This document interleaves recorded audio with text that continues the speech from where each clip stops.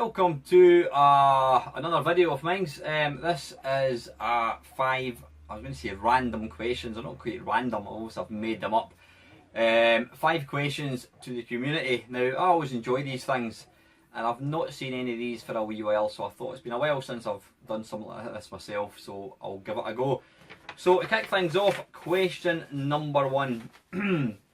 If you were offered your current salary or wage to become a full-time YouTuber, would you or would you not do it, and why? For me, I mean, it would be, I wouldn't say it's a dream job, but it'd be wonderful being able to do this and, you know, not have to go to work and get paid for doing this. Would I do it full-time? Would I take it as a permanent job? Probably not.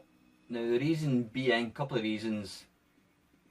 One, it's not really a skill that you can take anywhere else. You know, talking about video games isn't really something that I can transfer to anything else. So if things didn't work out, my health, whatever, you know, people would be saying to you, what was your last job? And it's like, I made YouTube videos talking about games from 1982. But I think the biggest concern for me would probably be the fact that, you know, as we've seen with YouTube, they can chop and change their system. It's their website. They can change things at will. They've not got any responsibility to themselves, and there is nothing to say that YouTube wouldn't just, you know, disappear overnight. Saying that, any job that we've got, any job, full-time job, can disappear overnight. But yeah, I think it would be the risk side of things, I think, for myself, that would probably stop me taking it as a full-time job. You know, getting the same salary as I'm getting just now. It would be nice, but I think I would have to think twice, and I probably wouldn't go for it. So yeah, that's question number 1. If you were offered your current salary or wage to become a full-time YouTuber, would you or would you not take it? Number 2, do you think our tech-obsessed society is a good thing? Now, you'd need to be, you need to have your head in the sand in a big mountain somewhere in the middle of nowhere to not notice how obsessed us as a society have become with technology. I mean, it always saddens me when you're on a train or any I was going to say any public transport. I've not been on a bus for a long time. But I travel by train quite a lot. I mean, where we live, we're literally 20 minutes from Edinburgh, an hour from Glasgow, so we get the train a lot of the time, and it's impossible to not notice people all sitting together in a very confined space and nobody's talking because everybody's on their phone. And I've got to say, that stops me doing it. I might look at my phone to, you know, see what the time is, or if I get a text message, whatever, but, you know, I will not sit on my phone and just be, you know, checking stuff. I just think we've become such an antisocial society. We really have, and I do kind of despair for kids my daughter's age. You know, they don't want to leave the house. Everything's done through social media. You know, I don't think it's a good thing. I mean, you know I probably sound like an old fart. It's because I am an old fart, but I miss the days of when things were simple. You know, mobile phones. I didn't have a mobile phone until, when would it be, 2000, I think it was. That was when I first got my mobile phone. And before that, I managed absolutely fine. Now people can't go anywhere without their phone, you know. I mean, I'm not just talking about phones, I'm talking about everything in general. Even, you know, when you think about, you know, if you're, I don't know what age you are, if you're my age, if you're in your 40s, you'll have very vivid memories of sitting with your family round the TV on a Saturday night watching stuff like the Generation Game and, you know, different programmes. The reason you sat together was because you only had one TV. There was only one place to be able to see these things, and it was your TV in the living room. I mean, it was years later before I got my own TV. It was when I got my computer, actually, and that made for we became very close knit. You know, we sat together on the couch, and we watched programmes and we discussed them, and it was good fun, and I actually made a comment on Facebook fairly recently. I was listening to some music and my daughter's like, what was that? I can't even remember who it was. I was listening to some music, my daughter's like, what rubbish is that you're listening to? And it just struck me that this society, you know, nowadays, kids, they don't, and I don't mean this as a blanket across everybody, but personally in my household, if I'm going to listen to music, it's either in the car, or if nobody else is in the house, I may put, you know, music on, whatever. But I don't have a hi-fi, you know, you don't have these anymore.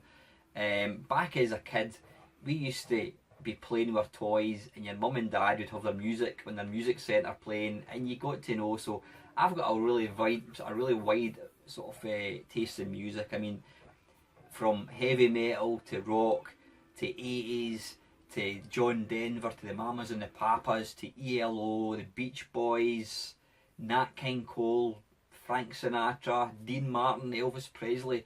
You know, I could go on and on and on, the music that I liked because my mum and dad played it.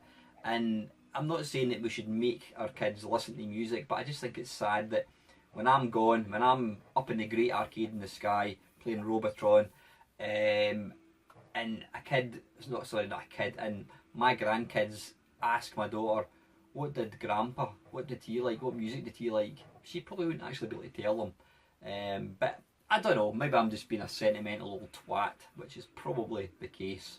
But yeah, I just think because of technology now, we're all becoming very, very insular. We can just sit in our own little space with our headphones on or whatever, and just, you know, we've kind of forgotten what it's like to talk to people now, and I just think that's quite a sad thing. So yeah, question number 2 to the community: do you think our tech obsessed society is a good or bad thing, and why? Number 3, this is another cheery one. If you were on death row awaiting execution in the morning and you were given the choice of only one of these, what would it be? 1, you could watch a film, any film. Number 2, you get to play video games, any video games at all, for 2 hours, i.e. the same time as the film would take. Or number 3, would you listen to music for 2 hours?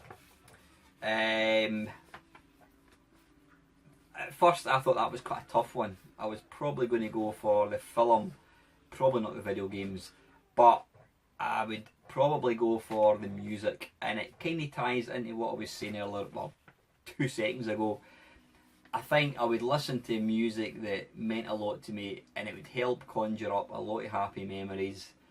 And yeah, I would be sad to know that I wasn't going to be here in 2 hours because I'm going to be getting electrocuted or whatever. Executed, I should say. It might be electrocution, who knows. I just think it would be music.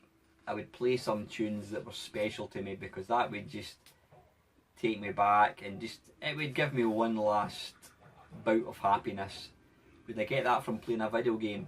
Probably not. Would I get it from watching a film? Possibly, but not as much. I think I would listen to some tunes for 2 hours. So question number 3, if you were on death row and you were allowed to do one of these, what would it be? Watch a film, get to play video games for 2 hours, or listen to music for 2 hours? What would it be, and why? Number 4, do you miss head-to-head gaming with your friends? Now, I don't mean playing on the Xbox online. I'm talking about actually sitting with your mate in your bedroom playing Match Day 2, playing Bruce Lee, one of you playing Yamo, the other one Bruce Lee, whatever. It's something I miss. You know, I mean, that was a massive part of the appeal of video games when we were growing up. Exploding fists with your mates, and even just playing a game and watching your mate playing it. You just don't get that now. Obviously I'm a fully grown adult now. None of my sort of close mates I see in real life a lot, they're not really into video games, and you know, we very rarely see each other. But when I go to the computer club, that is my 3-4 hours a week that I can, not a week, a month I should say, but I can regress to being a child again, and we just play computer games. I mean, part of the big appeal for me with the computer club is sitting beside somebody, watching them, playing a game, and then I have a shot and try and beat their score. I do miss that. I mean, it's a wonderful part of video games, and as much fun as it is playing online, I just don't think it's just not as good. You know, you can't go like that and shove them or elbow them in the ribs or tell them to get it right up you. You know, when you score a goal in international soccer. So yeah, do you miss head-to-head gaming with pals like you did back in the 80s? And finally, number 5, and I think we've kind of touched on this one before. If YouTube closed down overnight and all the content was lost and another similar thing sprung up, would you call it a day with your channel, or would you start from afresh? So basically YouTube, you go into your computer tomorrow morning, YouTube has gone, all your content has gone, but there's a new thing called New YouTube and you can sign up and you can start from scratch. Would you do it? I don't think I would. I think I would be extremely pissed off. I really would. But I think I would take that as a sign of, you know what, I've done it, let's move on. I mean, as much as I enjoy recording videos, like most YouTubers, you've got to do it. If you don't enjoy it, then why do it? There are times where it can become a bit of a chore.